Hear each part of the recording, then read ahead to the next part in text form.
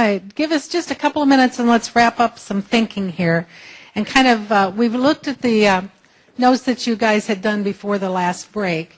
And so I'm going to be using those as the source of some of what I want to mention and kind of connect some dots for you.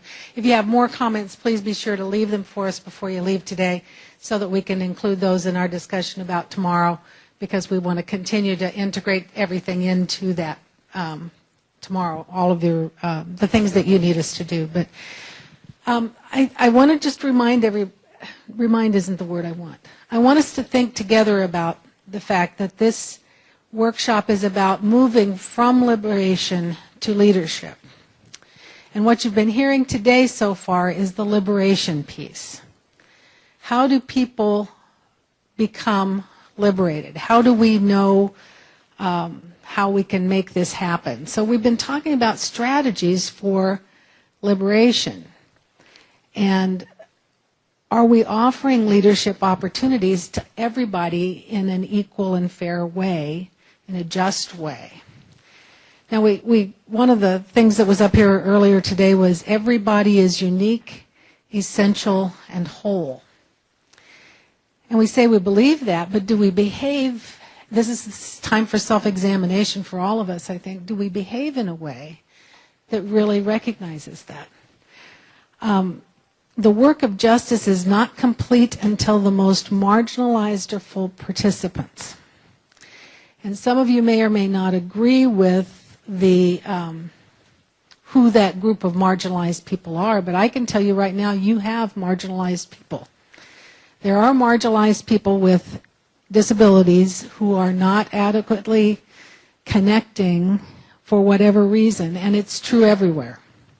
So in your community too, there's somebody who's marginalized. Maybe they're marginalized because they have a mental health lived experience, and that mental health lived experience is considered less acceptable by your community than other disabilities. Amina, if you have this, I need a copy. I have yet to find it.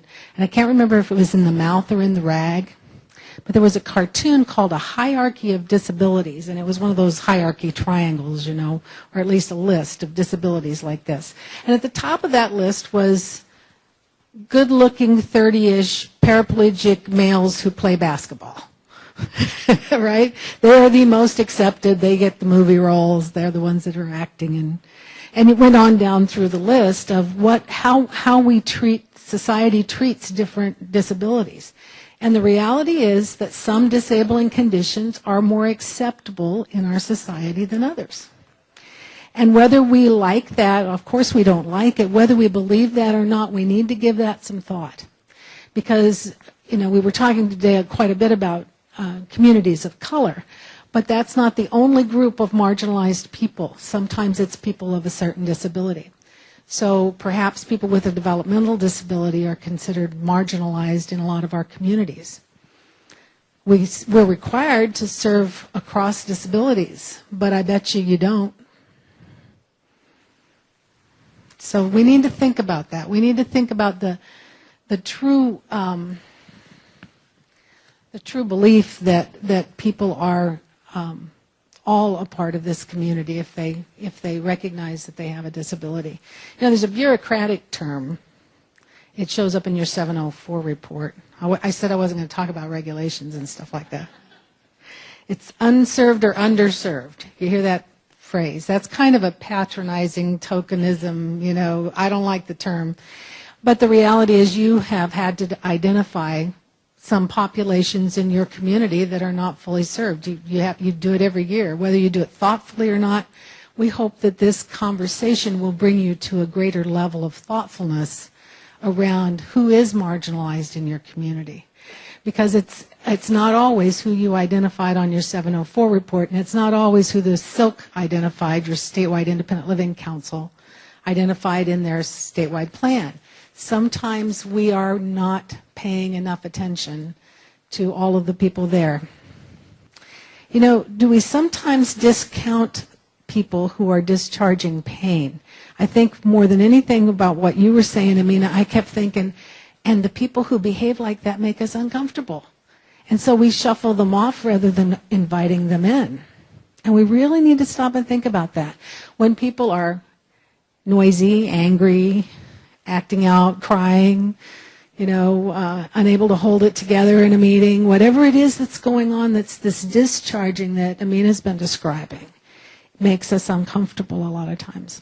And when it makes us uncomfortable, we may be overlooking a great potential leader, because Amina said this described her. And look at this leader who's here with us today.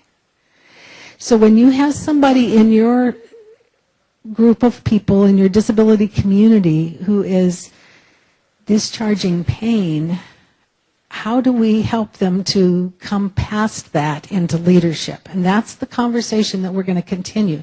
This is not an easy conversation to have, and I know it's a couple of you expressed some frustration that we weren't getting to the leadership part yet. Believe me, we are. Because right now, you're only identifying the superstars as potential leaders. And people who seem to you to be the vocal ones and the superstars may not be the leaders that you need. So it's really important to be willing to rethink that and to listen to what's been said with that in mind. Who are the leaders you're overlooking? Because the leaders you've heard from today came from this same place of oppression and shame and fear to lead. And some of those marginalized people who are future leaders are ones that we have not always paid attention to. So it's important to take a look at that. It takes allies to affirm us and to move us into leadership. And I'd just like to ask you consciously to become such an ally. Because you can do that. You can be a part of this community in a way that is bigger than what you've thought about. And when we were looking at this content, we knew some of this would be a struggle. And we acknowledge that some of this is a lot to get your mind around, and it's not comfortable, and sometimes it's not. Sometimes it's only intuitive after a while. You need some time with it. You need to sit with it. But we hope that you'll take the time to look at these ideas from that perspective. Is your CIL really changing lives? Because if you are aware of potential leaders and that they might not always be obvious to you, and you're supporting the development of those leaders, you are changing their futures in huge ways, and the futures of the people that they connect with in community.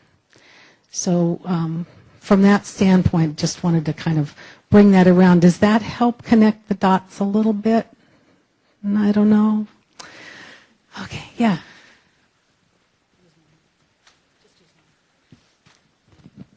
I hear you that we need to look at the people that we may not always see leadership potential in. When is it okay to close that door and say that someone is too toxic and not ready to participate? But I really struggle with that, because I can identify one person in our center who we've just had to say, we can't support you being with us until you make some changes. But that's hard.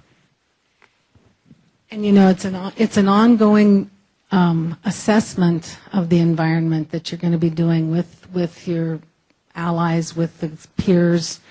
I think what Amina's going to talk about tomorrow will also come back around a little bit to how you actually implement this in your center.